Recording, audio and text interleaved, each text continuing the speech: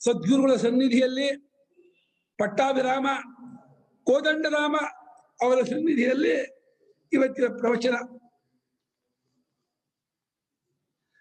ನಿನ್ನೆ ದಿವಸ 285 ಭಾಷ್ಯ ಭಾಗ ಮುಗಿದಿತ್ತು ಅಲ್ವಾ? 286 ಆಗ್ಬೇಕು, ಹೌದಿಲ್ಲ? 286 ಭಾಷ್ಯ ಭಾಗ. 10ಕ್ಕೆ 86 ಆಯ್ತಾ?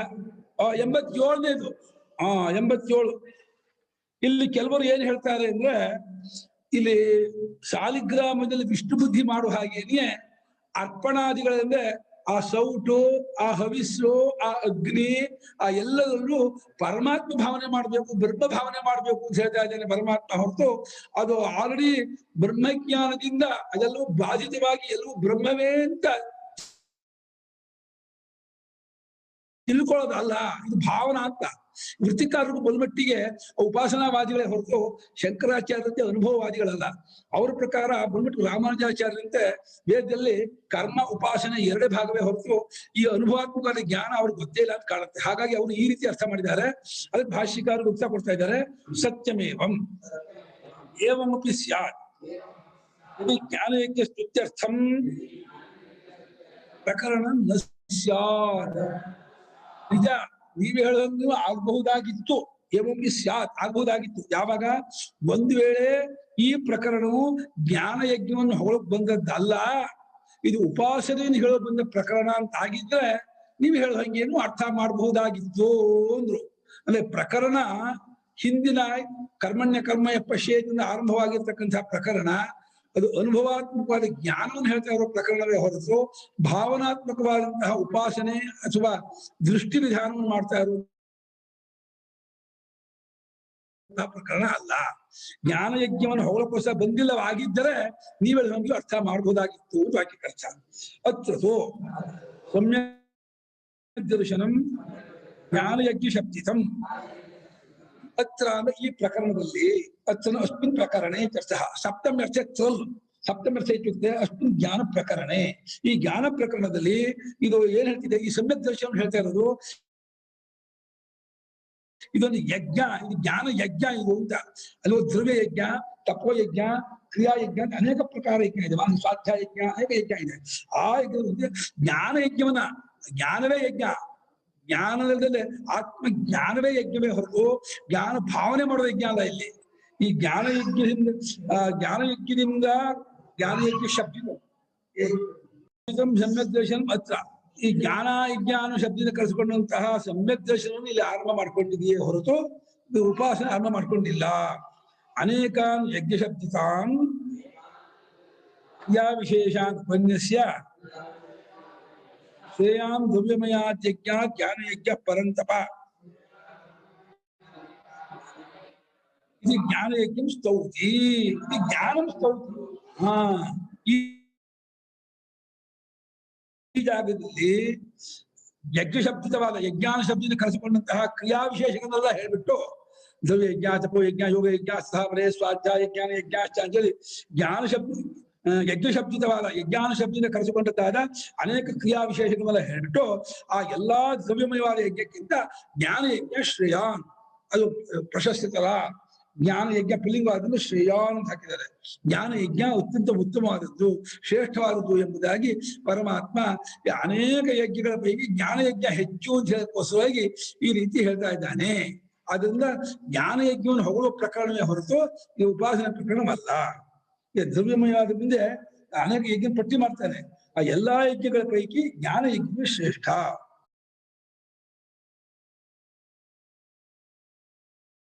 ಅನ್ಯಥಾ ಸರ್ವಸ್ಯ ಬ್ರಹ್ಮತ್ವೇ ಅರ್ಪಣಾದೀನಾಮೇವ ವಿಶೇಷತಃ ಬ್ರಹ್ಮತ್ವಾಭಿಧಾನಂ ಅನರ್ಥಕಂ ಸ್ಯಾತ್. ಜ್ಞಾನ ಯಜ್ಞವನ್ನು ಹೊಳಗ್ ಬಂದಿಲ್ಲ ಅಂತ ಆಗಿದ್ರೆ ಈ ಪ್ರಕರಣ ಇಡೀ ಚರಾಚರ ಜಗತ್ತೆಲ್ಲ ಬ್ರಹ್ಮವಾಗಿರುವಾಗ ಬರೀ ಆ ಸೌಟು, ಆ ತುಪ್ಪ, ಆ ಅಗ್ನಿ ಆ ಇಷ್ಟ ಮಾತ್ರ ಬ್ರಹ್ಮ ಅಂತ ಹೇಳೋದ್ರಲ್ಲಿ ಏನು ವಿಶೇಷ ಇಲ್ಲ. ಅದೇನು ಹೆಚ್ಚುಗಾರಿಕೆ? ಜ್ಞಾನಯಜ್ಞವನ್ನು ಹೊಳಕೋಸ್ಕರವಾಗಿ ಅಂತಂದ್ರೆ ಅದು ಹೊಂದತ್ತೆ. ಇಡೀ ಚರಾಚರ ಜಗತ್ತೆಲ್ಲವೂ ಬ್ರಹ್ಮಸ್ವರೂಪವಾಗಿರುವಾಗ ಇದು ಬ್ರಹ್ಮಾರ್ಪಣ, ಬ್ರಹ್ಮ ಹವಿ, ಬ್ರಹ್ಮಾಗ್ನು, ಬ್ರಹ್ಮಣ ಹವಿ, ಈ ರೀತಿಯಾಗಿ ಕೆಲವೊಂದು ಮಾತ್ರ ಮೆನ್ಷನ್ ಮಾಡೋದಿದೆಯಲ್ಲ, ಅದು ಅರ್ಥವಿಲ್ಲ ಅಂತ ಆಗ್ಬಿಡುತ್ತೆ. ಜ್ಞಾನಯಜ್ಞವನ್ನು ಹೊಳಕ್ ಬಂದದ್ದಲ್ಲ ಅಂತ ಆಗ್ಬಿಟ್ರೆ ಅವಾಗ ಈ ರೀತಿ ಹೇಳೋದು ಅದು. ಅವಾಗ ಇನ್ನೊಂದ್ಸಲ ಹೇಳ್ಬೋದಿತ್ತು, ಮಯಾ ತತಮಿದಂ ಸರ್ವಂ.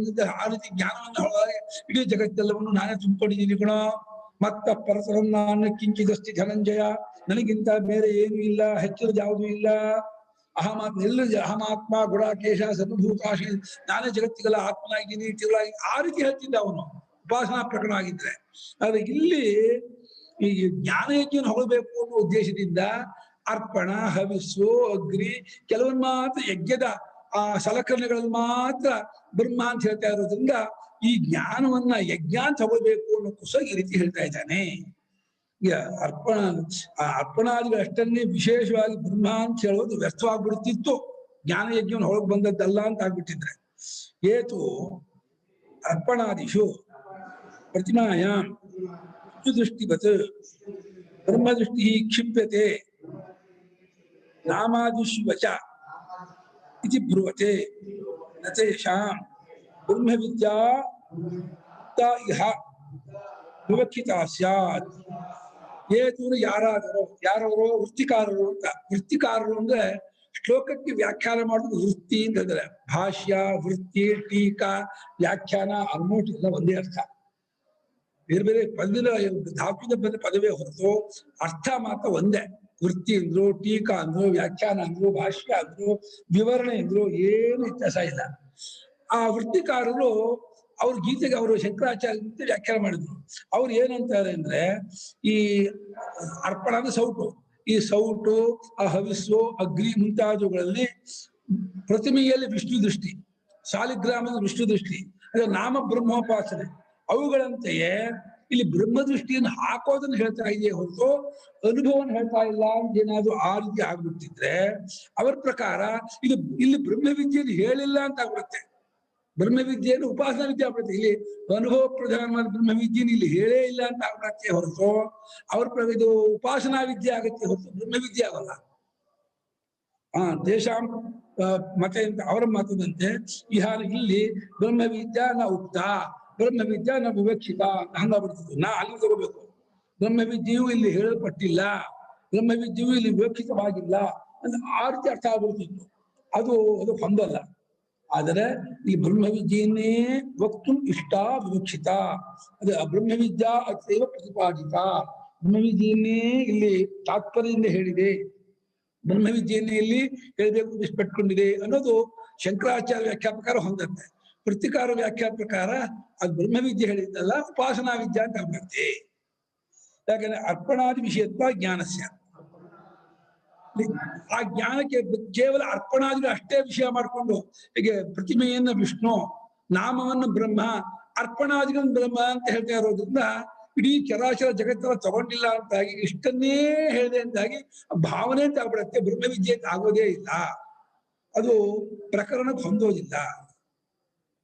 ಒಂದ್ ಪಾಯಿಂಟು ಇಡೀ ಜಗತ್ತಲ್ಲೂ ಬ್ರಹ್ಮವಾಗಿರುವಾಗ ಅರ್ಪಣವಷ್ಟನ್ನೇ ಬ್ರಹ್ಮ ಅಂತ ಹೇಳೋದ್ರಲ್ಲಿ ವಿಶೇಷವಿಲ್ಲ ಒಂದು ಉತ್ಸಾಹ ಕೊಟ್ಟರು. ಇನ್ನೊಂದು ಬ್ರಹ್ಮವಿದ್ಯಾ ಅಂತಲೇ ಆಗೋದಿಲ್ಲ ಈ ಅರ್ಥ ಮಾಡಿದ್ರೆ ಅಂತಂದ್ರು. ಮೂರನೇದು ನಾಮಾದಿಗಳ ಬ್ರಹ್ಮದೃಷ್ಟಿ ಅಥವಾ ಪ್ರತಿಮೆಯಲ್ಲಿ ವಿಷ್ಣು ದೃಷ್ಟಿಗೆ ಇಷ್ಟನ್ನೇ ಬ್ರಹ್ಮ ಅಂತ ಹೇಳ್ತಾ ಇದೆ ಆಗತ್ತೆ ಹೊತ್ತು ಬ್ರಹ್ಮಜ್ಞಾನ ಅಲ್ಲ ಅಂತ ಆಗ್ಬಿಡುತ್ತೆ. 3 ಪಾಯಿಂಟ್ ಇಡ್ತಾ ಇದ್ದಾರೆ. ಕರ್ನಾಟಕದ ಕಡೆ ರೆಕಾರ್ಡ್ ಆಗಲ್ಲ ಸಿಗ್ಬೋದು.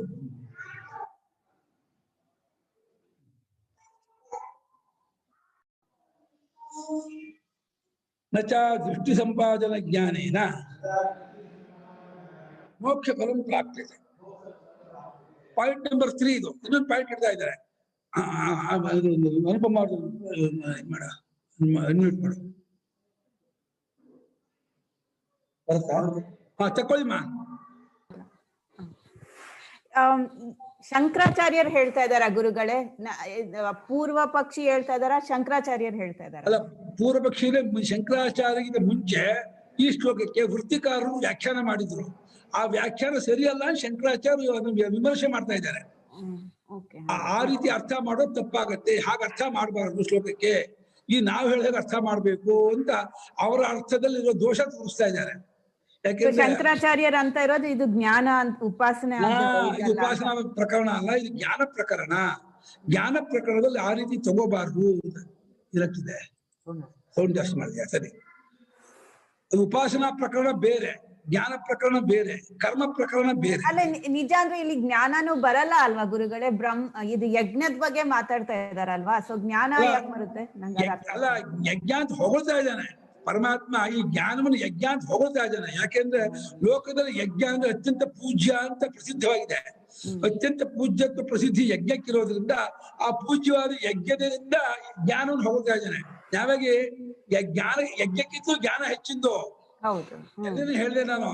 ಯಜ್ಞಕ್ಕಿಂತ ಜ್ಞಾನ ಹೆಚ್ಚಿದಾದ್ರೂ ಯಜ್ಞಕ್ಕಿಂತ ಹೆಚ್ಚಿನ ಪ್ರಪಂಚದಲ್ಲಿ ಇನ್ನೊಂದು ಗೊತ್ತಿಲ್ವಲ್ಲ, ಆದ್ರಿಂದ ಯಜ್ಞದಿಂದ ಹೋಲಿಕೆ ಕೊಟ್ಟು ಜ್ಞಾನ ಯಜ್ಞ ಇದು ಅಂತ ಯಜ್ಞದ ಮೂಲಕ ಹೊಗಳ್ತಾ ಇರೋದೇ ಹೊರತು ಅಷ್ಟು ಹೇಳಿದಾಗ ಅದು ನಿಕೃಷ್ಟ ಮಾಡ್ದಂಗೆ ಆಗುತ್ತೆ ಜ್ಞಾನವನ್ನ.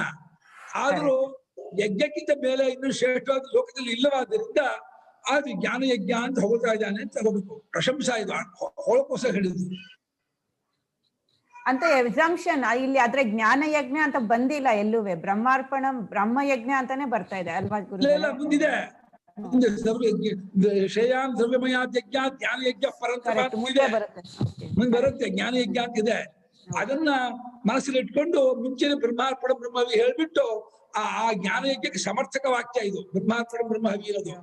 ಅದನ್ನ ವೆರಿಫೈ ಮಾಡುತ್ತೆ. ಜ್ಞಾನ ಯಜ್ಞ ಹೇಗ್ ಶ್ರೇಷ್ಠ ಅಂತಂದ್ರೆ ಬ್ರಹ್ಮಾರ್ಪಣ ಬ್ರಹ್ಮವಿ ಬ್ರಹ್ಮಾತ್ಮ ಅಂತಿರೋದ್ರಿಂದ ಜ್ಞಾನ ಯಜ್ಞ ಶ್ರೇಷ್ಠ ಅಂತ ಅದನ್ನು ಗಟ್ಟಿ ಮಾಡೋಕ್ಕೋಸ್ಕರವಾಗಿ ಬ್ರಹ್ಮಾರ್ಪಣ ಹೇಳ್ಕೊಂಡು ಆಮೇಲೆ ಜ್ಞಾನ ಯಜ್ಞ ಹೇಳ್ತಾರೆ. ಅಷ್ಟೇ ಅಲ್ಲ, ಇವಾಗ ಅವ್ರು ಹೇಳೋ ಹಾಗೆ ವೃತ್ತಿಕಾರರು ಹೇಳೋ ಹಾಗೆ ಇದು ಬರೀ ದೃಷ್ಟಿ ಸಂಪಾದನೆ ಭಾವನಾ ಸಂಪಾದನೆ ಆದ್ರೆ ಅದನ್ನ ಮೋಕ್ಷ ಫಲ ಪ್ರಾಪ್ತಿ ಆಗಲ್ಲ ಹೇಳ್ತಾ ಇದ್ರೆ. ದೃಷ್ಟಿ ಸಂಪಾದನೆ ಜ್ಞಾನೇನ ದೃಷ್ಟಿ ಸಂಪಾದನೆ ಓದಾಯ್ತು. ದೃಷ್ಟಿ ಸಂಪಾದನೆ ಮಾಡೋದು ಜ್ಞಾನದಿಂದ ಮೋಕ್ಷ ಫಲ ಪ್ರಾಪ್ತಿ, ಮೋಕ್ಷವಾಗೋದಿಲ್ಲ, ದೇವತಾ ಸಾಯುಜ್ಯ ಆಗುತ್ತೆ. ಇವಾಗ ಪ್ರತಿಮೆಯಲ್ಲಿ ವಿಷ್ಣು ಬುದ್ಧಿ ಮಾಡಿದ್ರೆ, ನಾಮದಲ್ಲಿ ಬ್ರಹ್ಮ ದೃಷ್ಟಿ ಮಾಡಿದ್ರೆ ಆ ಉಪಾಸಕನಿಗೆ ಶಾಸ್ತ್ರ ಕಂಡುಕೊಂಡು ಶಾಸ್ತ್ರ ದೃಷ್ಟವಾದ ಒಂದು ಅದೃಷ್ಟವಾದಂತ ಅವನು ಉತ್ತಮ ಲೋಕ ಪ್ರಾಪ್ತಿ ಆಗತ್ತೆ ಹೊರತು ಇಲ್ಲಿ ಅಜ್ಞಾನ ನಿವೃತ್ತಿ ಆಗೋದು ಅನ್ನುವಂತಹ ಒಂದು ಫಲ ಇದೆಯಲ್ಲ ಆ ಬ್ರಹ್ಮಜ್ಞಾನಕ್ಕೆ ಇಲ್ಲಿಯೇ ಈಗಲೇ ಮೋಕ್ಷವಾಗೋದು, ಆ ಫಲ ಆಗೋದಿಲ್ಲ. ಕರ್ಮಕ್ಕಾಗಿ ಆಗಲಿ ಉಪಾಸನೆಗಾಗಿ ಆಗಲಿ ಇಲ್ಲಿಯೇ ಈಗಲೇ ಸಜ್ಜೋಮುಕ್ತಿ ಅನ್ನೋದು ಆಗೋದಿಲ್ಲ. ಅದು ಲೋಕಾಂತರ ಜನ್ಮಾಂತರಕ್ಕೆ ಉತ್ತಮ ಜನ್ಮ ಬಂದು ಮತ್ತೆ ಅಲ್ಲಿ ವಿಚಾರ ಮಾಡಿ ಅಲ್ಲಿ ಆತ್ಮಜ್ಞಾನ ಮಾಡಿ ಮೋಕ್ಷ ಆಗಬೇಕು. ಮೋಕ್ಷ ಶಬ್ದಕ್ಕೆ ಅರ್ಥವೇ ಅದು ಮುಚ್ಚಿನ ಮೋಕ್ಷಣೆ ಧಾತು ಅಷ್ಪ್ರತ್ಯಯ, ಬಿಡುಗಡೆ ಅಂತ. ಬಿಡುಗಡೆ ಅಂದ್ರೆ ಬಂಧನದಿಂದ ಬಿಡುಗಡೆ. ಬಂಧನ ಯಾವುದಂದ್ರೆ ಅಜ್ಞಾನ ಕಾಮ ಕರ್ಮಗಳೇ ಬಂಧನ. ಮೂಲತಃ ಅಜ್ಞಾನ ಬಂಧನ. ಅಜ್ಞಾನ ಬಂಧನಕ್ಕೆ ಜ್ಞಾನವೇ ಬೇಕೇ ಹೊರತು ಅಜ್ಞಾನಕ್ಕೆ ಉಪಾಸನೆಯೂ ಉಪಕಾರವಾಗಲ್ಲ. ಅಂದ್ರೆ ಉಪಕಾರ ಅಂದ್ರೆ ಸಾಕು ಡೈರೆಕ್ಟ್ ಆಗಿ ಪರಂಪರೆಯಿಂದ ಆಗತ್ತೆ. ಕರ್ಮವು ನೇರಾಗಿ ಅಜ್ಞಾನ ಕೈಯಲ್ಲ. ಯಾಕಂದ್ರೆ ಉಪಾಸನೆ ಹುಟ್ಟಿದ್ದೇ ಅಜ್ಞಾನದಿಂದ, ಕರ್ಮ ಹುಟ್ಟಿದ್ದೇ ಅಜ್ಞಾನದಿಂದ. ಅದರಿಂದ ಹುಟ್ಟಿದ್ದಾದ ಕರ್ಮ ಉಪಾಸನೆ ಅದನ್ನ ಕಿತ್ತಾಕಲ್ಲ. ಅದೇ ಜ್ಞಾನ ಅಜ್ಞಾನ ಬಾಧೆ ಮಾಡ್ಕೊಂಡು ಬಂದ್ಬಿಡುತ್ತೆ. ಜ್ಞಾನದ ಹೆಚ್ಚುಗಾರಿಕೆ ಬೇರೆ.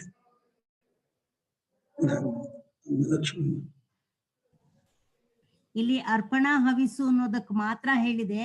ಪ್ರಪಂಚ ಇಷ್ಟು ವಿಶಾಲವಾಗಿದ್ರು ಅದನ್ನೆಲ್ಲ ತಗೊಂಡಿಲ್ಲ ಅನ್ನೋ ಒಂದೇ ವಿಷಯನ ಇಟ್ಕೊಂಡು ಅದು ಜ್ಞಾನಕ್ಕೆ ಹೇಗ್ ಹೊಂದುತ್ತೆ, ಉಪಾಸನೆಗೆ ಹೇಗ್ ಹೊಂದಲ್ಲ ಅನ್ನೋದನ್ನ ಹೇಳ್ತಾ ಇದ್ದಾರೆ.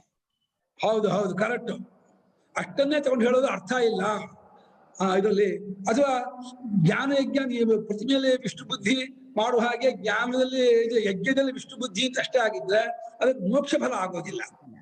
ಮೋಕ್ಷ ಫಲ ಆಗೋದಕ್ಕೆ ಹೇಗೆ ಕತ್ತಲೆ ಹೋಗೋದಕ್ಕೆ ಬೆಳಕೇ ಬೇಕೋ, ಅಜ್ಞಾನ ಹೋಗೋದಕ್ಕೆ ಜ್ಞಾನವೇ ಬೇಕು. ಎಷ್ಟು ಹೋಮ ಜಪ ಮಾಡಿದ್ರು ಕೂಡ ಕತ್ಲೆ ಹೋಗಲ್ಲ. ಕತ್ಲೆ ಹೋಗೋದಕ್ಕೆ ಏನ್ ಬೇಕೋ? ಬೆಳಕೆ ಬೇಕು. ಹಾಗೆ ಅಜ್ಞಾನ ಹೋಗೋದಕ್ಕೆ ಏನ್ ಬೇಕೋ? ಜ್ಞಾನವೇ ಬೇಕು. ಜ್ಞಾನ ಕರ್ಮದಿಂದ ಉಪಾಸನೆಯಿಂದ ಶುದ್ಧಿ ಆದವನಿಗೆ, ಚಿತ್ತಶುದ್ಧಿ ಆದವನಿಗೆ ವಿಚಾರ ಮಾಡುವ ಯೋಗ್ಯತೆ ಬಂದು ಸದ್ಗುರುವಿನ ಉಪದೇಶದಂತೆಯೇ ಅಜ್ಞಾನ ಕಳ್ಕೊಂಡು ಮೋಕ್ಷ ಆಗ್ತಾನೆ. ಮೋಕ್ಷ ಅನ್ನೋದು ಆತ್ಮ ಸ್ವರೂಪ. ಅದು ಆತ್ಮ ಸ್ವರೂಪವೇ ಎಲ್ಲದನ್ನೂ ಬಿಡುಗಡೆ ಹೊಂದ್ಕೊಂಡಿದೆ. ಅದ್ರಲ್ಲಿ ಅಜ್ಞಾನವಿಲ್ಲ, ಕಾಮವೂ ಇಲ್ಲ, ಕರ್ಮವಿಲ್ಲ. ಅದು ಅಸಂಗ ಸ್ವರೂಪ. ಅದು ಎಲ್ಲವನ್ನೂ ಮೀರಿದಾದ ಆ ಮುಕ್ತ ಸ್ವರೂಪವನ್ನ ಜ್ಞಾನದಿಂದ ಗುರುತಿಸ್ಕೋತಾನೆ, ಕಂಡ್ಕೊಳ್ತಾನೆ ಹೊರತು ಮೋಕ್ಷ ಪಡೆಯೋದಲ್ಲ, ಗೈನಿಂಗ್ ಅಲ್ಲ, ಪೊಸೆಸಿವ್ ಅಲ್ಲ, ಓನ್ಲಿ ರಿಮೈನಿಂಗ್. ಅಲ್ಲಿ ಉಳಿಯೋದು, ಅನಾತ್ಮವನ್ನೆಲ್ಲ ಬಿಟ್ಟು ಬುದ್ಧಿಯಾದಿ ಸಂಬಂಧವನ್ನು ಬಿಟ್ಟು ತಾನೇ ತಾನಾಗಿ ನಿಲ್ಲುವುದೇ ಮೋಕ್ಷ. ಈಗ ನಾವೇನಾಗಿದ್ದೀವಿ, ನಾನು ಪ್ಲಸ್ ನಾನಲ್ಲದ್ದು ಈಕ್ವಲ್ಸ್ ನಾನಾಗ್ಬಿಟ್ಟಿದೀವಿ. ನಾನಾದ ಚೈತನ್ಯ, ನಾನಲ್ಲದೇ ಇರೋ ದೇಹೇಂದ್ರಿಯ ಮನೋಬುದ್ಧಿ ಕೂಡಿಸ್ಕೊಂಡು ನಾನು ಅನುಪಮ, ನಾನು ಲಕ್ಷ್ಮಿ, ನಾನು ಸುರೇಖಾ, ನಾನು ಬಸಲಕ್ಷ್ಮಿ, ನಾನು ಬಾಲಕನಾಥು, ನಾನು ಸುಮನಾಥ್, ಈ ರೀತಿ ಉಪಾಧಿಯಲ್ಲಿ ಸೇರ್ಕೊಂಡು ನಾನು ಇವಾಗ ಹೇಳೋದಾದ್ರೆ, ನಾನು ಅನ್ನೋ ಶಬ್ದಕ್ಕೆ ನಿಜವಾದ ಅರ್ಥ ನಾನು ಎಂಬುದನ್ನು ಮೀರಿದ್ದಾಗಿರುವ ಕೇವಲ ತಾನಾದ ಚೈತನ್ಯ ಸ್ವರೂಪ ನಾನಾಗಬೇಕು. ನಾನು ಶಬ್ದದಿಂದ ಲಕ್ಷಿತವಾಗಿದೆ. ನಾನು ಶಬ್ದಕ್ಕೆ ಅದು ವಾಚ್ಯವಲ್ಲ. ವಾಚ್ಯ ಬೇರೆ, ಇದು ಪುಸ್ತಕ ಅನ್ನೋ ಶಬ್ದಕ್ಕೆ ಇದು ವಾಚ್ಯ, ಪುಸ್ತಕ ಕರೆಯುತ್ತೆ. ಆದ್ರೆ ಆ ತತ್ವಕ್ಕೆ ಯಾವ ಶಬ್ದವೂ ಇಲ್ಲ, ಯಾವ ಪ್ರತ್ಯೇಕವೂ ವಿಷಯವಾಗಲ್ಲ, ಮನಸ್ಸಿಗೂ ಗೋಚರವಾಗಲ್ಲ. ಯಾಕಂದ್ರೆ ಮನಸ್ಸು ಅದಕ್ಕೆ ಆಬ್ಜೆಕ್ಟು, ಇವನ್ ಬುದ್ಧಿಯೂ ಅದಕ್ಕೆ ಆಬ್ಜೆಕ್ಟು, ಬುದ್ಧಿಗೂ ಅದು ಸಬ್ಜೆಕ್ಟು. ಬುದ್ಧಿಯನ್ನು ಬೆಳಗುವ, ಮನಸ್ಸನ್ನು ಬೆಳಗುತ್ತಿರುವ, ಅದಕ್ಕೆ ಒಳಗಿರುವ ತತ್ವ. ಆದ್ರಿಂದ ಹೇಗೆ ಕಣ್ಣು ಮನಸ್ಸನ್ನು ನೋಡೋದಿಲ್ವೋ, ಮನಸ್ಸು ಆತ್ಮನನ್ನು ನೋಡೋಲ್ಲ, ಬುದ್ಧಿಯು ಆತ್ಮ ನೋಡೋಲ್ಲ. ಯಾಕಂದ್ರೆ ಅದಕ್ಕೂ ಹಿಂದಿದೆ, ಹಿಂದಿರೋದನ್ನು ನೋಡಕ್ಕಾಗಲ್ಲ, ಮುಂದಿದನ್ನು ನೋಡುತ್ತೆ. ಅದನ್ನ ಪರಮಾತ್ಮರನ್ನೇ ಒಳಗಿರುವ ಚೈತನ್ಯವನ್ನ ಕಟ್ಕೋಬೇಕು ಅಂದ್ರೆ ಇವುಗಳಲ್ಲಿರುವ ನಾನೆಂಬ ಬುದ್ಧಿಯನ್ನು ಬಿಟ್ಕೊಳ್ಳೋದ್ರ ಮೂಲಕ ಅಲ್ಲೇ ನೆಲೆ ನಿಲ್ಲುವುದನ್ನೇ ಔಪಚಾರಿಕವಾಗಿ ಕಂಡ್ಕೊಂಡ, ತಿಳ್ಕೊಂಡ, ಗೊತ್ತು ಮಾಡ್ಕೊಂಡ ಅಂತ ಹೇಳ್ಬೇಕು. ಹೊರತು ಇವಾಗಿ ಹೊರಗಿನ ವಸ್ತುವನ್ನು ಗೊತ್ತು ಮಾಡ್ಕೊಳ್ಳೋ ಹಾಗೆ ಗೊತ್ತು ಮಾಡ್ಕೊಳ್ಳೋದಲ್ಲ, ಗೊತ್ತಾಗುವುದಿಲ್ಲ. ಆ ರೀತಿ ಗೊತ್ತು ಮಾಡ್ಕೊಂಡ್ರೆ ಅದು ಬ್ರಹ್ಮವೂ ಅಲ್ಲ. ಚೆನ್ನಾಗಿ ಇದನ್ನ ಅರ್ಥ ಮಾಡ್ಕೋಬೇಕು. ಜ್ಞಾನ ಸ್ವರೂಪ ಬೇರೆ, ಉಪಾಸನೆಯಲ್ಲಿ ಭಾವನೆಯಲ್ಲಿ ಆ ಪ್ರತ್ಯೇಕ ಸಿಗತ್ತೆ. ನಾರಾಯಣ ಆಗ್ಲಿ, ಶಿವ ಆಗ್ಲಿ, ದೇವಿ ಆಗ್ಲಿ, ಯಾವುದೇ ದೇವತಾ ರೂಪ ಮನಸ್ಸಿಗೆ ಆಕಾರ ಬರುತ್ತೆ. ಆದರೆ ಎಲ್ಲ ಆಕಾರವನ್ನು ಬೆಳಗುತ್ತಿರುವ ಚೈತನ್ಯ ಪ್ರತ್ಯೇಕ ಸಿಗೋದಿಲ್ಲ, ಪ್ರತ್ಯೇಕ ಸಾಕ್ಷಿ. ಅದು ವಿಷಯಾಂತರ ಆಯ್ತು. ಸದ್ಯಕ್ಕೆ ಏನ್ ಹೇಳ್ತಿದ್ದಾರೆ, ದೃಷ್ಟಿ ಸಂಪಾದನೆ ಮಾಡೋದಿದೆಯಲ್ಲ, ಶಾಲಿಗ್ರಾಮದ ವಿಷ್ಣು ಆಗ್ಲಿ, ಪ್ರತಿಮೆಯಲ್ಲಿ ವಿಷ್ಣು ಆಗ್ಲಿ, ಯಾವ್ದ್ರಲ್ಲಿ ವಿಷ್ಣು, ಅದರಿಂದ ಮೋಕ್ಷ ಫಲ ಪ್ರಾಪ್ತಿ ಆಗಲ್ಲ. ಅದನ್ನ ಏನ್ ಫಲ ಆಗತ್ತೆ, ಉತ್ತಮ ಲೋಕ ಪ್ರಾಪ್ತಿ, ಉತ್ತಮ ಜನ್ಮ ಪ್ರಾಪ್ತಿ ಆಗತ್ತೆ. ಅದು ಒಂದು ರೀತಿ ಬಂಧನವೇ. ಯಾವ ಲೋಕಕ್ಕೆ ಹೋದ್ರು ಅಲ್ಲಿ ಒಂದು ಇಲ್ಲ ಅಮ್ಮಯ ಶರೀರ, ಇಲ್ಲ ತೇಜೋಮಯ ಶರೀರ, ಇಲ್ಲ ಮನೋಮಯ ಶರೀರ, ಇಲ್ಲ ವಾಯುಮಯ ಶರೀರ, ಯಾವುದೋ ಒಂದು ಪಂಚಭೂತಮಯ ಶರೀರ ಪಡ್ಕೋಬೇಕೇ ಹೊರತು ಅದನ್ನ ಬಿಟ್ಟು ಅಶರೀರನಾಗಿರೋಕ್ಕಾಗೋದೇ ಇಲ್ಲ ಉಪಾಸನೆಯಿಂದ. ಬ್ರಹ್ಮಲೋಕ ಅಂತ ಹೋದ್ರೆ ಮನೋಮಯ ಶರೀರ ಆಗಿರ್ತೀರ, ಪ್ರಾಣ. ಆದ್ರೆ ಅಶರೀರನಾಗಿಲ್ಲ, ಅಶರೀರಂ ವಾವಸಂತಮಿದೆಯಲ್ಲ, ಆ ಒಂದು ಪರಮಾರ್ಥ ಸ್ವರೂಪ ಉಪನಿಷದ್ವೇದ್ಯವಾದ ಅನುಭವೈಕ ಗಮ್ಯವಾಗಿರುವ ಆ ತತ್ವವನ್ನ ಹಾಗೆ ಅದನ್ನ ಅನುಭವದಲ್ಲಿ ಅದನ್ನ ನಾವು ವಿಷಯದ ತಿಳ್ಕೊಳ್ಳೋದಲ್ಲ, ಅದನ್ನ ತಿಳ್ಕೋಬೇಕು. ಹಾಗಾಗಿ ಇಲ್ಲಿ ದೃಷ್ಟಿ ಸಂಪಾದನೆ ಮಾಡಿಕೊಳ್ಳುವ ಒಂದು ಜ್ಞಾನ ಉಪಾಸನೆಯಿಂದ ಮೋಕ್ಷ ಫಲ ಪ್ರಾಪ್ತಿ ಆಗುವುದಿಲ್ಲ. ಬ್ರಹ್ಮೈವತೇನ ಗಂತವ್ಯಂ ಇತಿ ಉಚ್ಯತೆ. ಅಕಸ್ಮಾತ್ ಅವನು ಭಾಗದ ಮಾಡ್ಬೋದು, ಇಲ್ಲಿ ಬ್ರಹ್ಮ ಪ್ರಾಪ್ತಿ ಹೇಳ್ತಾನೆ ಇಲ್ಲ, ಬ್ರಹ್ಮದ ವಿಚಾರ ಬಂದೇ ಇಲ್ಲ ಅಂತಂದ್ರೆ ಯಾಕೆ ಹೇಳ್ತಿಲ್ಲ ಅವರು? ತೇನ ಬ್ರಹ್ಮ ಹೇಳ್ತಿದ್ದಾನೆ. ಆ ಉಪಾಸಕನು, ಆ ಜ್ಞಾನಿಯು ಬ್ರಹ್ಮವನ್ನೇ ಪಡಿಬೇಕು, ಉಪಾಸಕ ಅಲ್ಲ ಜ್ಞಾನಿ. ಆ ಜ್ಞಾನಿಯು ಬ್ರಹ್ಮವನ್ನೇ ಸೇರ್ಬೇಕಾದವನು ಅಂತ ಹೇಳ್ತಾ ಇರೋದ್ರಿಂದ ಇದಕ್ಕೆ ಗೌಣಾರ್ಥ ಮಾಡಬಾರ್ದು. ಇದು ಜ್ಞಾನ ಯಜ್ಞ. ಅವನು ಈ ಜ್ಞಾನದಿಂದ ಅವನು ಪಡಿಬೇಕಾಗಿದ್ದ ಬ್ರಹ್ಮಾತ್ಮ ಸ್ವರೂಪವನ್ನೇ ಪಡಿತಾನೆ. ಇದು ಪಡೆಯೋದು ಅನ್ನೋದು ಕೂಡ ಒಂದು ಗೌಣ. ಇದು ಬ್ರಹ್ಮವಿದಾಪ್ನೋತಿ ಪರಮಿದೆಯಲ್ಲ, ಬ್ರಹ್ಮವನ್ನು ಕಂಡ್ಕೊಂಡು ಒಂದು ಬ್ರಹ್ಮ ಪಡ್ಕೊಳ್ತಾನೆ ಅಂದ್ರೆ ಅಲ್ಲಿ ಜ್ಞಾನವನ್ನೇ ಪಡ್ಕೊಳ್ಳೋದು ಒಂದು ಶಬ್ದ ಹೆಚ್ಚಿಗೆ ಹೊರತು ಇಲ್ಲಿ ಕ್ರಿಯೆಯಿಂದ ಪಡ್ಕೊಳ್ಳೋದು ಅಲ್ಲ. ಒಂದು ಭಾವನೆಯಿಂದ ಆಗಲಿ ಕ್ರಿಯೆಯಿಂದಲೇ ಪಡ್ಕೊಳ್ಳೋದು ಅಲ್ಲ ಇದು. ಯಾಕೆಂದ್ರೆ ಆಲ್ರೆಡಿ ಪಡೆದಾಗಿರುವ ಸ್ವರೂಪ ಅದು. ಪಡೆದಾಗಿರುವ ಸ್ವರೂಪವನ್ನ ಪಡಿತೀನಿ ಅಂತಂದ್ರೆ ಅದು ಆಗದೆ ಇರತಕ್ಕದ್ದು. ಮತ್ತೇನು ಅಂತಂದ್ರೆ ಪಡೆದಿಲ್ಲ ಅನ್ನೋ ಹಾಗೆ. ಈಗ 10 ಜನ ಬುದ್ಧಿವಂತರು ತಮ್ಮನ್ನೊಬ್ಬರು ಕಳ್ಕೊಂಡಿದೀವಿ ಅಂತ ಅಂದ್ಕೊಂಡು ತಮ್ಮನ್ನು ಬಿಟ್ಟು 9 ಜನ ಎಣಿಸುವ ಹಾಗೇನಿಯೇ, ಯಾರೋ ಒಬ್ಬ ನೀನೇ 11 ಮಧ್ಯೆ ಕೊಟ್ಟ ಹಾಗೇನೆ ಸದ್ಗುರು ಈ ಯಾವ ಬ್ರಹ್ಮವನ್ನು ಹುಡುಕ್ತಾ ಇದೆಯೋ ತಿಳ್ಕೋದು, ಅದು ನಿನ್ನ ಆತ್ಮ ಕೂತ್ಕೊಂಡಿದೆ, ಸ್ವರೂಪ ಕೂತ್ಕೊಂಡಿದೆ ಅಂತಂದಾಗ ಎಲ್ಲವನ್ನು ಬಿಟ್ಟು ಉಳಿಯುವ ಮಹಾತ್ಮನಿಗೆ ಅದು ಪರಿಚಯವಾಗುತ್ತೆ. ಪಡೆದದ್ದನ್ನೇ ಪಡಿತಾನೆ. ಹಾಗೆ ಬ್ರಹ್ಮೈವಸನ್ ಬ್ರಹ್ಮಾಪ್ಯತಿ, ಬ್ರಹ್ಮನೇ ಆಗಿ ಬ್ರಹ್ಮದಲ್ಲಿ ಒಂದಾಗ್ತಾನೆ ಹೊರತು ಬ್ರಹ್ಮನಾಗಿ ಬ್ರಹ್ಮ ಆಗೋದಲ್ಲ. ಅಲ್ಲ, ಬ್ರಹ್ಮವನ್ನೇ ಅವನು ಹೊಂದಬೇಕು ಅಂತ ಈ ರೀತಿ ಹೇಳ್ತಾ ಇರೋದ್ರಿಂದ ಅದು ಹೊಸದಾಗಿ ಪಡೆಯೋದಿಲ್ಲ. ವಿರುದ್ಧಂಚ ಸಮ್ಯಕ್ ದರ್ಶನ ಮಂತರೇಣ ಮೋಕ್ಷ ಫಲಂ ಪ್ರಾಪ್ಯತೆ ಇದೆ. ಶಾಸ್ತ್ರಕ್ಕೂ ವಿರುದ್ಧ ಇದು. ಬ್ರಹ್ಮಜ್ಞಾನವಿಲ್ಲದೇನೆಯೇ ಮೋಕ್ಷವನ್ನು ಪಡ್ಕೊಳ್ತಾನೆ ಅನ್ನೋದು ಶಾಸ್ತ್ರ ಒಪ್ಕೊಳ್ಳೋದಿಲ್ಲ. ಅಂದ್ರೆ ಶಾಸ್ತ್ರ ವೇದ. ತಮೇವಂ ವಿದ್ವಾನ್ ಅಮೃತ ಇಹ ಭವತಿ. ವಿದ್ವಾನ್ ಅಮೃತಾಧಿಪತಿ ನಾನ್ಯ ಪಂಥ ವಿದ್ಯತೆ ಯನಾಯ ಅಯನಾಯ ಗಮನಾಯ ಅನ್ಯ ಪಂಥ ಅನ್ನೋ ಮಾರ್ಗೋ ನ ವಿದ್ಯತೆ. ತಿಳ್ಕೊಳ್ಳೋದು ಬಿಟ್ರೆ ಬೇರೆ ಮಾರ್ಗ ಇಲ್ಲ. ತಸ್ಮಿನ್ ದೃಷ್ಟೇ ಪರಾಮರೆ ವಿದ್ಯತೆ ಹೃದಯ ಗ್ರಂಥಿ ಛಿದ್ಯಂತೆ ಸರ್ವ ಸಂಶಯಾಃ ಕ್ಷೀಯಂತೆ ಚಾಸ್ಯ ಕರ್ಮಾಣಿ ತಸ್ಮಿನ್ ದೃಷ್ಟೇ ಜ್ಞಾತೆ ಅವಗತೆ ತಮೇವ ವಿದಿತ್ವಾ ಅತಿ ಮೃತ್ಯುಮೇತಿ. ಶ್ರುತಿ ಶ್ವೇತಾಶ್ವೇತ ಅವರನ್ನು ಕಂಡವನಾದಾಗಲೇ ಮೃತ್ಯುವನ್ನು ದಾಟ ಹೋಗ್ತಾನೆ. ಮೃತ್ಯುನ ವಿದ್ಯಾ ಕಾಮಕರ್ಮಗಳೇ ಮೃತ್ಯು, ಅದನ್ನು ದಾಟ್ತಾನೆ ಹೇಳಿ ಜ್ಞಾನವನ್ನ ಸ್ಟ್ರೆಸ್ ಮಾಡ್ತಾ ಇದೆ, ಒತ್ತಿ ಹೇಳ್ತಾ ಇದೆಯಾ ಹೊರತು ಭಾವನೆಯನ್ನಾಗ್ಲಿ ಕ್ರಿಯೆಯನ್ನಾಗ್ಲಿ ಹೇಳ್ತಿಲ್ಲ. ಅದು ಜ್ಞಾನ ಅನ್ನೋ ಶಬ್ದಕ್ಕೆ ಅರ್ಥ ಲೋಕದಂತೆಯೇ ಪ್ರತ್ಯಯ ರೂಪ ಅಂದ್ರೆ ವಿಷೀಕರಿಸಿಕೊಳ್ಳುವಂತ ಜ್ಞಾನ ಅಲ್ಲ, ಅನುಭವಾತ್ಮಕವಾದ ಜ್ಞಾನ ಅಲ್ಲ. ಜ್ಞಾನ ಶಬ್ದವನ್ನ ಯಾವ ಅರ್ಥ ಬಳಸಿದ್ದಾರೆ ಅಂತ ನೋಡ್ಕೋಬೇಕು. ಅದರಿಂದ ಸಮ್ಯಕ್ ದರ್ಶನವಿಲ್ಲದೇನೆಯೇ ಮೋಕ್ಷ ಪಡ್ಕೊಳ್ತಾನೆ ಅಂತಂದ್ರೆ ಅದು ಗೀತೆಗೂ ವಿರುದ್ಧ, ಉಪನಿಷತ್ತಿಗೂ ವಿರುದ್ಧ. ಸಾಧ್ಯವೇ ಇಲ್ಲ, ಆಗೋದೇ ಇಲ್ಲ. ಸಮ್ಯಕ್ ದರ್ಶನದಿಂದಲೇ ಮೋಕ್ಷ ಪ್ರಾಪ್ತಿ ಆಗುವುದು ಅನ್ನೋದನ್ನ ಒತ್ತಿ ಎಲ್ಲಾ 10 ಉಪನಿಷತ್ತುಗಳು ಭಾಷ್ಯಕಾರ ಇರ್ತಾರೆ. ಬ್ರಹ್ಮಾತ್ಮೈಕತ್ವ ವಿಜ್ಞಾನೇನ ಮೋಕ್ಷ ಪ್ರಾಪ್ತಿ ರೀತಿ ವೇದಾಂತ ಮರ್ಯಾದ. ಬ್ರಹ್ಮಾತ್ಮೈಕತ್ವ ಜ್ಞಾನದಿಂದಲೇ ಮೋಕ್ಷ ಪ್ರಾಪ್ತಿಯಾಗತ್ತೆ ಎಂಬುದು ಎಲ್ಲಾ ವೇದಾಂತಗಳು ಒಕ್ಕೋಣದಿಂದ ಹೇಳ್ತಾ ಇದೆ, ಏಕಕಂಠದಿಂದ. ಅದೇ ಮೋಕ್ಷ ಪ್ರಾಪ್ತಿಗೆ ಸಾಧನ ಅಂತ. ಇಲ್ಲಿ ನೀವು ದೃಷ್ಟಿಯಿಂದಲೇ ಮೋಕ್ಷ ಪ್ರಾಪ್ತಿ ಆಗತ್ತೆ ಅಂದ್ರೆ ಸಮ್ಯಕ್ ದರ್ಶನ ಬುದ್ಧಿಯಿಂದ ಮೋಕ್ಷ ಪ್ರಾಪ್ತಿ ಆಗತ್ತೆ ಅಂತ ಹೇಳಂಗಾಗತ್ತೆ, ಅದು ಶಾಸ್ತ್ರ ವಿರುದ್ಧ. ಅಷ್ಟೇ ಪ್ರಕೃತ ವಿರೋಧಶ್ಚ. ಪ್ರಕೃತಿ ಅಂದ್ರೆ ಈ ಕಾಂಟೆಸ್ಟ್ಗೂ ನೀವು ಹೇಳ್ತಾ ಇರೋದು ವಿರೋಧವಾಗತ್ತೆ. ಏನೋ ಸಮ್ಯಕ್ ದರ್ಶನ ಅಂತ ಪ್ರಕೃತಂ ಕರ್ಮಣ್ಯ ಕರ್ಮಯ ಪಶ್ಯೇದಿತ್ಯತ್ರ. ಪ್ರಕೃತ ಯಾವುದು? ಪ್ರಕೃತ ಅಂದ್ರೆ ಕಾಂಟೆಕ್ಸ್ಟ್. ಈ ಪ್ರಕರಣದಲ್ಲಿ ಹೇಳ್ತಾ ಇರೋದು ಯಾವುದು? ಕರ್ಮಣಿ ಅಕರ್ಮಯ ಪಶ್ಯೇದ್ ಜಾನೀಯಾದ ಅರ್ಥ.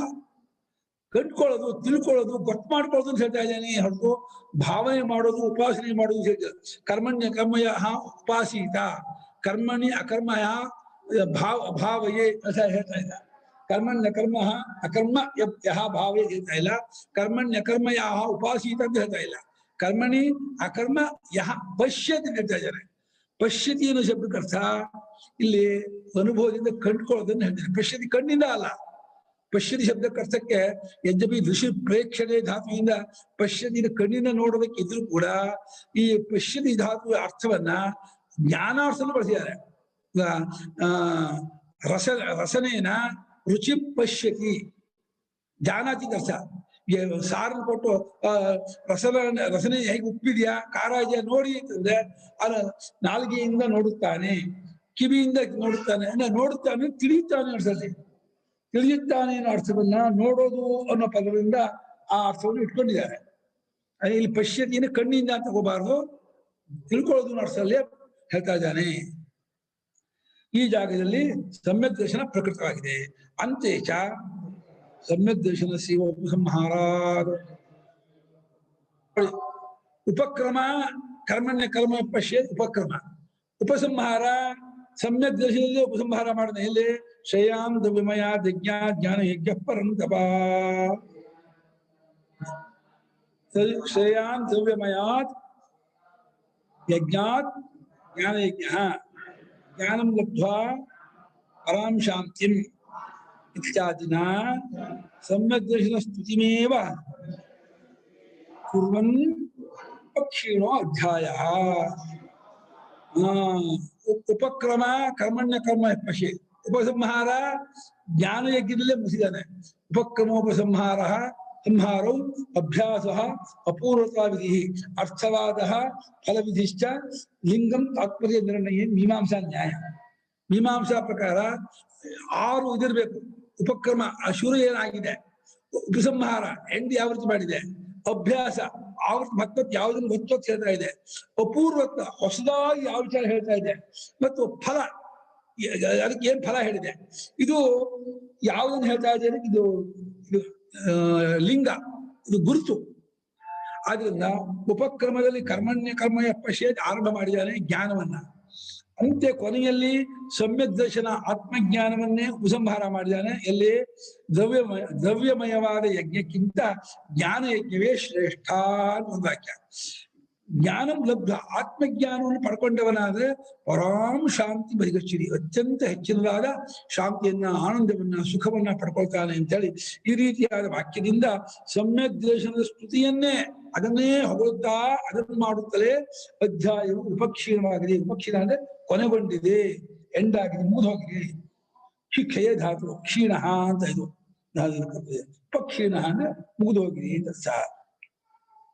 ಅತ್ರ ತತ್ರ ಅಕಸ್ಮಾತ್ ಅರ್ಪಣಾದು ಬ್ರಹ್ಮದೃಷ್ಟಿ ಅಪ್ರಕರಣೆ ಪ್ರತಿಮಾಯಾಮಿವ ವಿಷ್ಣುದೃಷ್ಟಿ ಉಚ್ಯತೆ ಇತ್ಯಲ್ಪಬನ್ನಂ. ತಸ್ಮಿನ್ ಸ್ಥಿತೇನ ಈ ರೀತಿ ಇರಲಾಗಿ ಅಂತ ನೋಡಿ.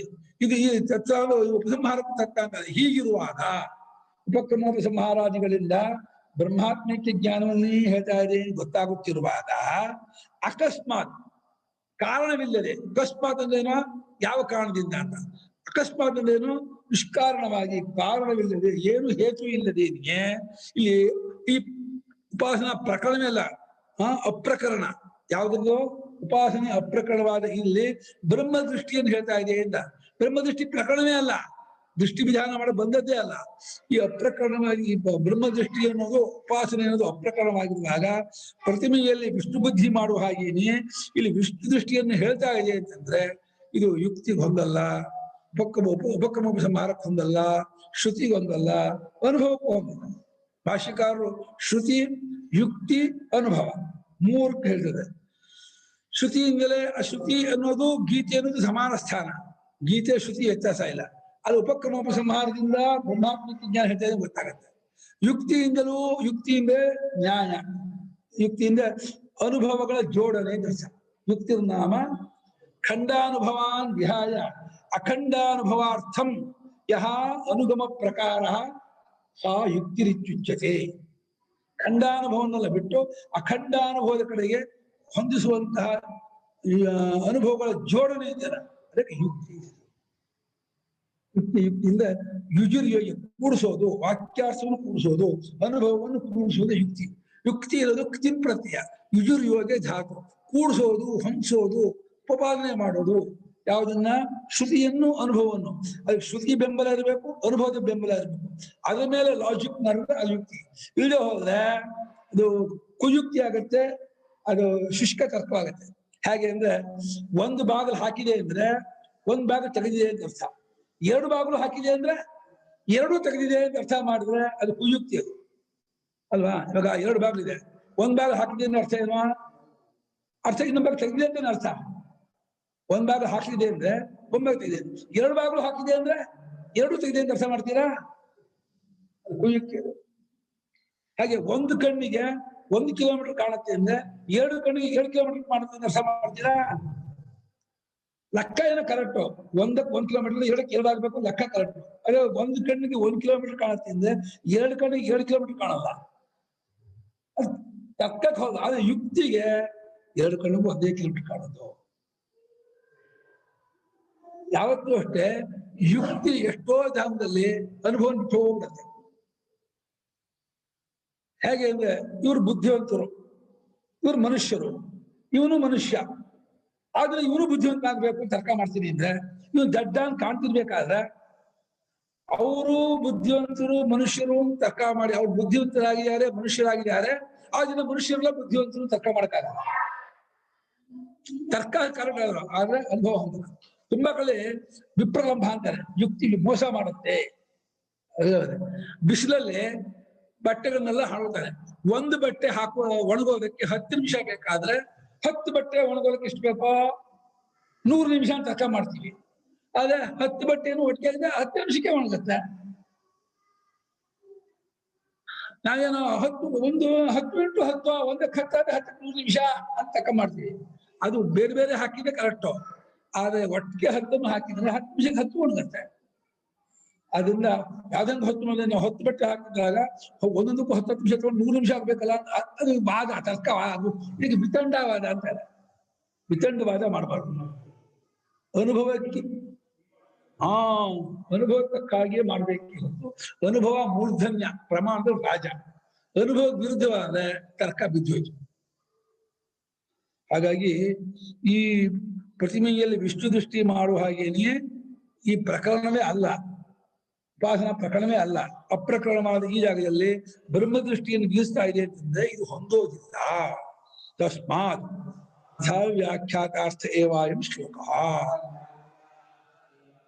ಅದು ಕನ್ಕ್ಲೂಷನ್. ತಸ್ಮಾತ್ ಆದ್ರಿಂದ ಏನಪ್ಪಾ ಉಪಸಂಹಾರ, ನಾವು ಯಾವ ರೀತಿ ವ್ಯಾಖ್ಯಾನ ಮಾಡಿದೀವೋ ಹಾಗೆ ಶ್ಲೋಕಾರ್ಥ ಇಟ್ಕೊಳ್ಳಿ. ಭರ್ತ ಪ್ರಪಂಚದ ಅಥವಾ ವೃತ್ತಿಕಾರಾರ್ಥವು ನಾನು ಅನುಪ ಮಾಡ್ತೀನಿ.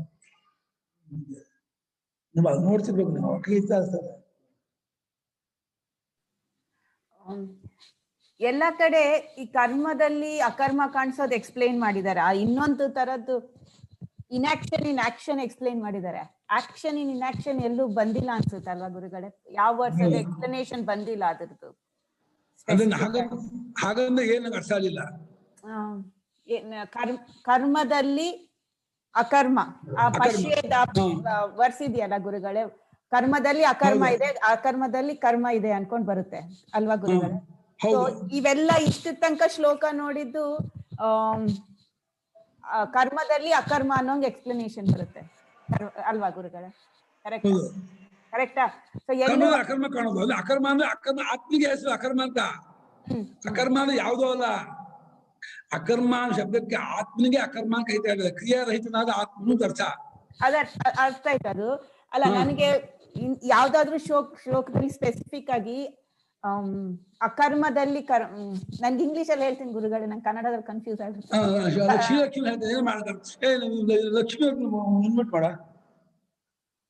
ಆಕ್ಷನ್ ಇನ್ ಆಕ್ಷನ್ ಎಲ್ಲೂ ಎಕ್ಸ್ಪ್ಲೈನ್ ಮಾಡಿಲ್ಲ ವರ್ಸ್ ಅಲ್ಲಿ ಅಂತ ಹೇಳ್ತಾ ಇರೋದು ಅಷ್ಟೇ.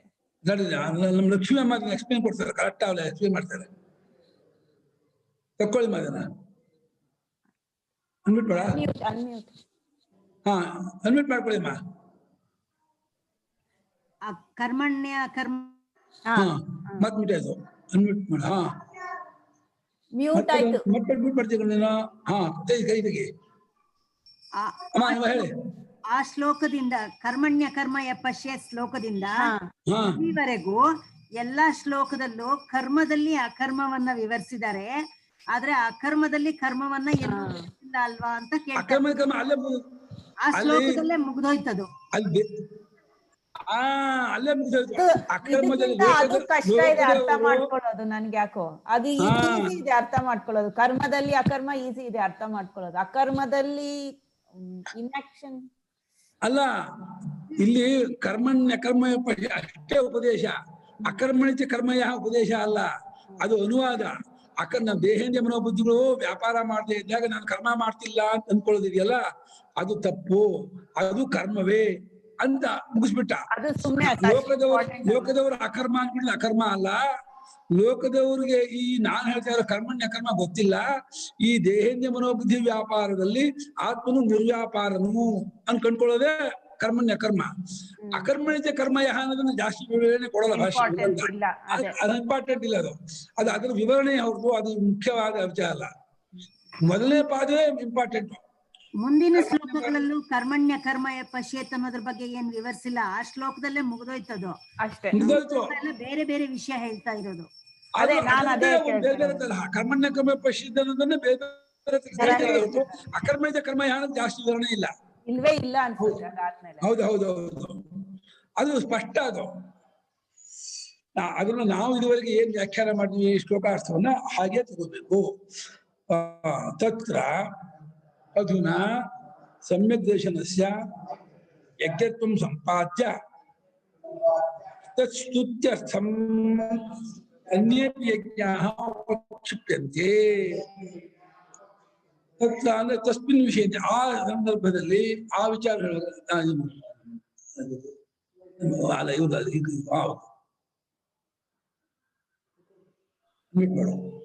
ಗುರುಗಳೇ ಅಕರ್ಮದಲ್ಲಿ ಹೇಳಿಮ್ಮ. ಅಲ್ಲ, ಇದ್ರಲ್ಲಿ ಅಕರ್ಮದಲ್ಲಿ ಅಕರ್ಮ ಅಂದಾಗ ಆತ್ಮ ಅಂದ್ರೆ ಅದು ಉಲ್ಟಾ ಅದ್ರದ್ ಬರದೇ ಇಲ್ಲ ಅಲ್ವಾ? ಕರ್ಮಣಿ ಅಕರ್ಮಣಿ ಪಶ್ಯತಿ ಅಂತ ಇದೆ ಅಲ್ವಾ? ಕರ್ಮ ಮಾಡ್ತಾ ಇದ್ರು ನಾನ್ ಮಾಡ್ತಾ ಇರೋನಲ್ಲ ಅನ್ಕೊಳ್ಳೋದು ಕರ್ಮಣಿ ಅಕರ್ಮಣಿ. ಆದ್ರೆ ನಾನ್ ಮಾಡ್ತಾ ಇಲ್ದೇ ಇದ್ರು ಮಾಡ್ತಾ ಇದೀನಿ ಅಂತ ಅನ್ಕೊಳ್ಳೋ ಪ್ರಶ್ನೆನೆ ಬರಲ್ಲ ಅಲ್ವಾ ಅಲ್ಲಿ? ಬರಲ್ಲ. ಅದು ಲೋಕದ ತತ್ವಕ್ಕೆ ತಿಳ್ಬೇಕು. ಲೋಕದವ್ರು ನಾವು ಸುಮ್ಮನೆ ಕೂತಿದ್ದೀನಿ ಅಂದ್ರೆ ಕರ್ಮ ಮಾಡ್ತಿಲ್ಲ ಅಂತ ಅನ್ಕೊಂಡಿದ್ರೆ ಹಾಗೆ ಅನ್ಕೋಬೇಡಿ, ಅದು ಕರ್ಮವೇ. ಸುಮ್ನೆ ಕೂರೋದಕ್ಕೂ ಒಂದು ಅಭಿಮಾನ ಬೇಕು. ನಾನು ಇಟ್ಕೊಂಡು ಮಾಡಿದ್ರು ಮಾಡದೆ ಹೋದ್ರು ಎರಡು ಕರ್ಮವೇ. ನಾನು ಇಲ್ಲದೆ ಇರ್ತಕ್ಕಂಥ ಅನುಭವವನ್ನು ಅಕರ್ಮ ಅಂತ ಹೇಳ್ತಿದ್ದಾರೆ ಹೊರತು ಇನ್ನೊಂದು ಕರ್ಮ ಅನ್ನೋದು ಬರೋದೇ ಇಲ್ಲ. ಅವಾಗ ಆ ಲೆವೆಲ್ ರೀಚ್ ಆಗ್ಬಿಟ್ಮೇಲೆ ಅದು ಯಾವಾಗ ಲೋಕದವರಿಗೆ ತಪ್ಪರ್ಥ ಇದೆ, ತಪ್ಪಲಿಕೆ ಇದೆ. ಲೋಕದವರು ದೇಹೇಂದ್ರಿಯ ಮನೋಬುದ್ಧಿಗಳಿಂದ ನಾನು ಏನು ಚೇಷ್ಟೆ ಮಾಡ್ತಿದ್ಮೇಲೆ ನಾನು ಕರ್ಮ ಮಾಡ್ತಿಲ್ಲ ಅಂತ ಅನ್ಕೊಂಡಿದ್ದಾರೆ. ಅದೇ ನಾನು ಇಟ್ಕೊಂಡು ಚೇಷ್ಟೆ ಮಾಡ್ತಿಲ್ಲ ಅನ್ನೋದು ಆಗೋದಿಲ್ಲ, ಅದು ಬರೋದಿಲ್ಲ. ಅದು ಕ್ರಿಯೆ ಆಗಿ ಅಭಿಮಾನವೇ ಒಂದು ಕ್ರಿಯೆ, ಅಭಿಮಾನದಿಂದಲೂ ಕ್ರಿಯೆ, ಅಭಿಮಾನವೇ ಕ್ರಿಯೆ. ಅದನ್ನು ದಾಟ್ ಹೋಗ್ಬೇಕೇ ಹೊರತು ಅದಲ್ಲಿ ಇಟ್ಕೊಂಡು ಅದನ್ನ ಅಕರ್ಮ ಅಂದ್ಕೊಂಡು ಅದು ಅಕರ್ಮ ಅಲ್ಲ. ಅಭಿಮಾನ ಇಟ್ಕೊಂಡು ದೇಹೇಂದ್ರಿಯ ವ್ಯಾಪಾರದಿಂದ ಏನೇನೋ ಮಾಡ್ಕೊಂಡು ಏನು ಮಾಡ್ತಿಲ್ಲ ಅನ್ಕೊಳ್ಳೋದು ಅಕರ್ಮ ಅಲ್ಲ. ಅದು ತುಂಬಾ ಸ್ಥೂಲ ಆಯ್ತಲ್ಲ ಗುರುಗಳೇ. ಅದು ಗೊತ್ತಾಗಲ್ಲಮ್ಮ. ಲೋಕದವರಿಗೆ ನಾನು ಏನು ಮಾಡ್ತಿಲ್ಲ ಸುಮ್ಮನಿದ್ದೀನಿ ಅಂತ ಅನ್ಕೊಂಡ್ಬಿಡ್ತಾರೆ. ಆದ್ರೆ ಎಷ್ಟೋ ಜನಕ್ಕೆ ನಾನು ಏನು ಮಾಡ್ತಿಲ್ಲಲ್ಲ, ಆರಾಮಾಗಿದ್ದೀನಲ್ಲ, ಕರ್ಮ ಮಾಡ್ತಿಲ್ವಲ್ಲ, ನಾನು ಸುಮ್ನೆ ಕೂತಿದ್ದೀನಲ್ಲ. ನೀನ್ ಸುಮ್ನೆ ಕೂತಿಲ್ಲ, ನೀ ಕೂರೋದು ಒಂದು ಕ್ರಿಯೆಯೇ. ನೀನ್ ನಾನು ಅನ್ನೋದು ಒಂದು ಅಭಿಮಾನದಿಂದ ಅದು ಒಂದು ವ್ಯಾಪಾರವೇ. ಅದು ಅಕರ್ಮ ಅಲ್ಲ ಅಂತ ತೋರಿಸ್ಕೊಡ್ಬೇಕು. ಅದನ್ನ ಆ ತಪ್ಪಲಿಕ್ಕೆ ಬಿಡಿಸೋಕ್ಕೋಸ್ಕರವಾಗಿ ಅಕರ್ಮದಲ್ಲಿ ಕರ್ಮ ಕಾಣ್ಬೇಕು. ಕರ್ಮದಲ್ಲಿ ಅಂತಂದ್ರೆ ನಿಜವಾಗಿ ಯಾವ ವ್ಯಾಪಾರ ಮಾಡುತ್ತಿದ್ರು ನಿಮ್ಮ ಸ್ವರೂಪ ಆ ಕ್ರಿಯೆ ಸಂಬಂಧಪಟ್ಕೊಂಡಿಲ್ಲ ಅನ್ನೋದೇ ಕರ್ಮದಲ್ಲಿ ಅಕರ್ಮ ಕಾಣೋದು. ಆತ್ಮನ್ ಕಂಡ್ಕೊಳ್ಳೋದೇ ಅಕರ್ಮವನ್ನು ಕಾಣೋದು. ಲೋಕದ ಅಕರ್ಮವು ಕೂಡ ಕರ್ಮ ಅಂತ ತಿಳ್ಕೊಳ್ಳೋದೇ ಅಕರ್ಮದಲ್ಲಿ ಕರ್ಮ ಕಾಣೋದು.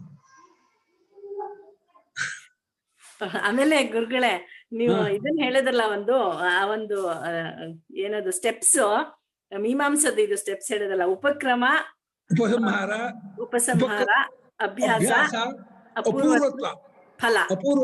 ಫಲ ಆಮೇಲೆ ಅರ್ಥವಾದ. ಇದು ಅಪೂರ್ವತ್ವ ಅಂದ್ರೆ ಹೊಸ ವಿಚಾರ ಹೇಳದಲ್ವಾ? ಉಪಕ್ರಮ, ಉಪಸಂಹಾರ, ಅಭ್ಯಾಸ, ಅಪೂರ್ವತ, ಫಲ. ಅರ್ಥವಾದ ಆದ್ಮೇಲೆ ಫಲ.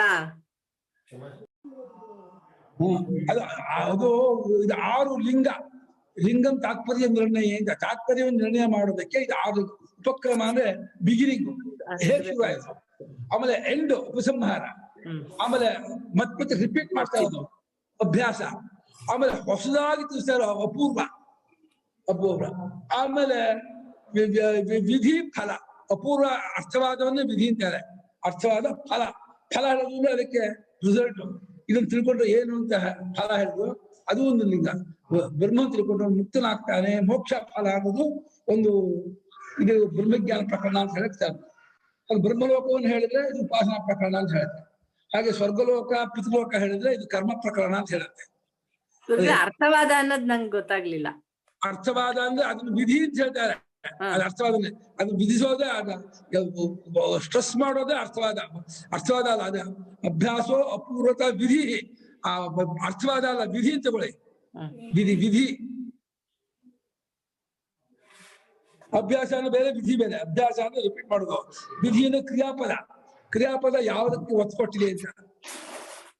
ಅಭ್ಯಾಸ ಅಪೂರ್ವತ ವಿಧಿ, ಆಮೇಲೆ ಫಲ ಪೂರ್ವತ. ಇದು ತಾತ್ಪರ್ಯ ನಿರ್ಣಯಕ್ಕೆ. ಇದು ಉಪಸಂಹಾರ ಅಂದ್ರೆ ಎಂಡ್ ಮಾಡೋದು. ಉಪಕ್ರಮ ಅಂದ್ರೆ ಪ್ರಾರಂಭ. ಉಪಕ್ರಮ ಅಂದ್ರೆ ಪ್ರಾರಂಭ, ಉಪಸಂಹಾರ ಎಂಡ್ ಆಗೋದು. ಇದನ್ನು ಶ್ರುತಿಲಿಂಗ ವಾಕ್ಯ ಪ್ರಕರಣ ಸ್ಥಾನ ಸಮಾಖ್ಯ ಆದ್ಮೇಲೆ ಬೇರೆ ಇದೆ. ಶ್ರುತಿ ನೇರಾಗಿ ವಾಕ್ಯ ಕೇಳಿದಾಗಲೇ ಏನ್ ಅರ್ಥ ಬರುತ್ತೆ ಅದು ಶ್ರುತಿ. ಗುರುತಿನಿಂದ ಏನ್ ಅರ್ಥ ಮಾಡ್ಕೊತೀವಿ ಅದು ಲಿಂಗ. ವಾಕ್ಯ ಅಂದ್ರೆ ಒಟ್ಟು ಅಭಿಪ್ರಾಯ, ಆ ಕಾಂಟೆಕ್ಸ್ಟ್ ಅಭಿಪ್ರಾಯ ವಾಕ್ಯ. ಲಿಂಗ ವಾಕ್ಯ ಅನ್ನೋದು ಇದು ಒಟ್ಟು ಅಭಿಪ್ರಾಯ ಅಂತ. ಪ್ರಕರಣ ಅನ್ನೋದು ಆ ಅಧ್ಯಾಯದ ಪ್ರಕರಣ, ಇದು ವಾಕ್ಯ ಪ್ರಕರಣ. ಸ್ಥಾನ ಅನ್ನೋದು ಯಾವ ಜಾಗದಲ್ಲಿ ಸ್ಥಾನ ಅನ್ನೋದು ಇದಕ್ಕೆ ಹೇಳುತ್ತೆ. ಒಂದು ಗೊತ್ತಾದ ವಿಷಯ ಸ್ಥಾನ ಅಂತ, ಜಾಗ ಅಂತ ಹೇಳುತ್ತೆ. ಪ್ರಕರಣ ಬೇರೆ, ವಾಕ್ಯ ಬೇರೆ, ಸ್ಥಾನ ಬೇರೆ. ಸ್ಥಾನ ಅಂದ್ರೆ ದೇಶ ಬರುತ್ತಾ? ಸೂತ್ರ ದೇಶ ಅಂದ್ರೆ ಒಂದು ದೇಶ, ಜಾಗ ಅಂತ ಅರ್ಥ. ಆ ಜಾಗ ಅಂತ ಅರ್ಥ. ಯಾವ ಜಾಗದಲ್ಲಿ ಬಂದದ್ದು ಅಂತ. ಹಾ ಅಂದ್ರೆ ಕಾಂಟೆಕ್ಸ್ಟ್ ಅಂತ ಬರುತ್ತೆ ಗುರುಗಳೇ. ಸ್ಥಾನ ಅಂದ್ರೆ ಕಾಂಟೆಕ್ಸ್ಟ್ ಅಂತ ಬರುತ್ತೆ. ಕಾಂಟೆಕ್ಸ್ಟ್ ಪ್ರಕರಣ ಅಲ್ಲ, ಸ್ಥಾನ ಅಂದ್ರೆ ಪ್ರಕರಣ ಬೇರೆ, ಸ್ಥಾನ ಬೇರೆ. ಪ್ರಕರಣ ಅನ್ನೋದು ಒಟ್ಟಿದು, ಇದು ಬೇರೆ. ಶ್ರುತಿಲಿಂಗ ವಾಕ್ಯ ಪ್ರಕರಣ ಸ್ಥಾನ ವಾಕ್ಯ ಬೇರೆ. ಉಪಕ್ರಮೋಪಸಂಹಾರ ಅನ್ನೋದು ಒಳಗಿನ ವಿಚಾರ, ಅದು ವಾಕ್ಯದ ವಿಚಾರ. ಒಟ್ಟಿದು ತಾತ್ಪರ್ಯ ವಿಚಾರ. ತಾತ್ಪರ್ಯ ಗೊತ್ತು ಮಾಡೋದಕ್ಕೂ ಈ ಒಂದು ವಾಕ್ಯ ಏನ್ ಹೇಳ್ತಾ ಇದೆ ಅನ್ನೋದಕ್ಕೂ, ಅದು ಶ್ರುತಿಲಿಂಗ ವಾಕ್ಯ ಪ್ರಕರಣ ಆ ಒಂದು ವಾಕ್ಯ ಏನ್ ಹೇಳುತ್ತೆ ಅದಕ್ಕೆ, ಉಪಕ್ರಮೋಪಸಂಹಾರ ಒಟ್ಟು ಏನ್ ಹೇಳುತ್ತೆ ಅದಕ್ಕೆ. ಇದು ಲಾಸ್ಟ್ ಒಂದು ಸ್ಥಾನ ಆದ್ಮೇಲೆ ಇನ್ನೊಂದು ಹೇಳಿದ್ರಲ್ಲ ಸಮಾಖ್ಯ. ಹೆಸರು ಇದು ಬ್ರಹ್ಮವಿದ್ಯಾ, ಉಪಕೋಶಲ ವಿದ್ಯಾ, ಶಾಂಡಿಲ್ಯ ವಿದ್ಯಾ ಅನ್ನೋ ಹೆಸರು ಕೂಡ ಒಂದು ಗುರುತಾಗುತ್ತೆ ಸಮಾಖ್ಯ ಅನ್ನೋದು.